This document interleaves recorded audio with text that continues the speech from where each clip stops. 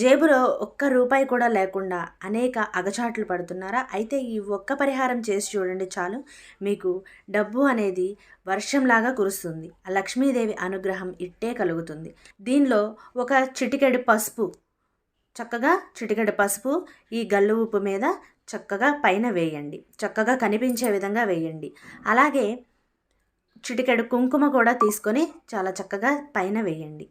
అలాగే గంధం, ఈ గంధం సువాసనకి లక్ష్మీదేవి ఎక్కడున్నా ఆకర్షితురాలై మీ ఇంట్లో కొలువై ఉంటుంది. కాబట్టి గంధాన్ని ఇలాగా చక్కగా పైన వేయండి. లక్ష్మీదేవికి ఉప్పు అంటే ఎంత ఇష్టమో అలాగే మంచి సువాసన అంటే కూడా అంతే ఇష్టం. కాబట్టి ఈ ఉప్పులో ఈ గంధం అనేది ఏదైతే వేసి ఉంచామో దాని మీద ఈ రూపాయి బిళ్ళని వేసి ఉంచండి. ఇప్పుడు ఈ బౌల్ని తీసుకెళ్ళి చక్కగా మీరు పూజా గదిలో పెట్టుకోండి. పూజ గదిలో పెట్టుకొని శుక్రవారం కానీ మంగళవారం కానీ ఈ పరిహారాన్ని చేసి చక్కగా పూజ